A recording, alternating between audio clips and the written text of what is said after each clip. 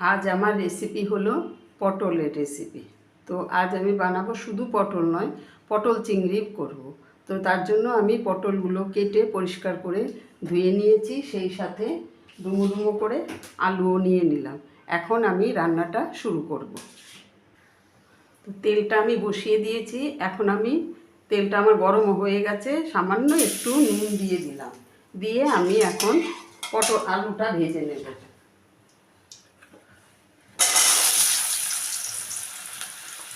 দেব পরিমাণ মতো নুন, দিয়ে আমি এখন আলুটা ভেজে নিচ্ছি। আলুটা আমার ভাজা হয়ে গেছে, এখন আমি আলুটা তুলে নেব। তো এখন আমি পটলটা ভেজে নেব। দিলাম নুন, খুব লো ফ্লেমে আমি পটলটাকে ভেজে নেব। পটলটা আমার ভাজা হয়ে গেছে, পটলটাও আমি এখন তুলে নেব। তো কিছুটা চিংড়ি মাছ নিয়েছি, এখন এই তেলের মধ্যেই আমি চিংড়ি মাছটাও ভেজে নেব।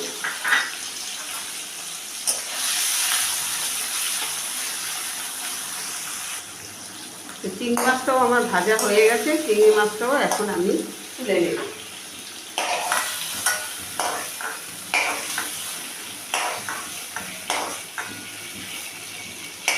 আমি আরও কিছুটা তেল নিয়ে নিয়েছি কড়াইতে, তেলটাও আমার গরম হয়ে গেছে। এখন আমি দিলাম একটু জিরে ফোড়ন, দিলাম খুব সামান্য পরিমাণে, মানে আমার পরিমাণ অনুযায়ী আমি একটু গোটা গরম মশলা ফোড়ন দিলাম।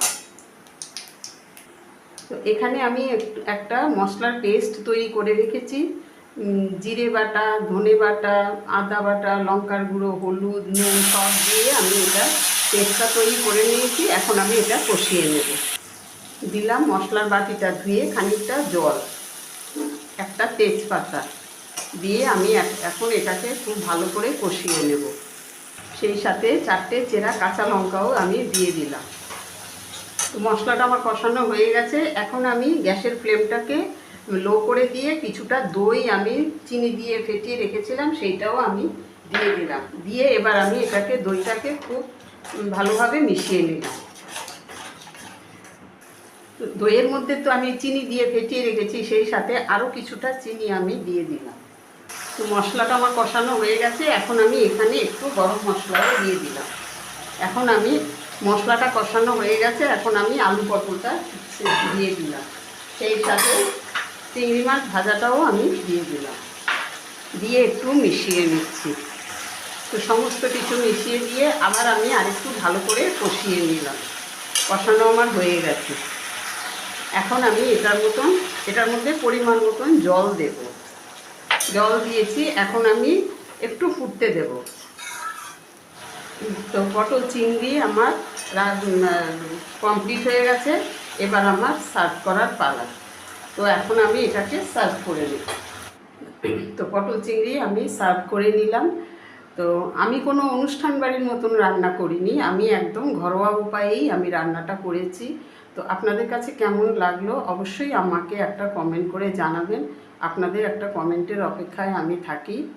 আর সেই সাথে আবার রিকোয়েস্ট করব সবার কাছে, আমার দর্শক বন্ধুদের কাছে, যদি ইউটিউব থেকে দেখেন তাহলে আমার চ্যানেলটাকে একটা সাবস্ক্রাইব আর বেল আইকনটি প্রেস করে দেবেন। আর যদি ফেসবুক থেকে দেখেন তাহলে পেজটিকে ফলো করে দেবেন, যাতে নেক্সট নোটিফিকেশন সবার আগে আপনাদের কাছে চলে যায়। তো আজ এই পর্যন্তই। নেক্সট রেসিপি নিয়ে আবার কথা হবে। সবাই ভালো থাকবেন।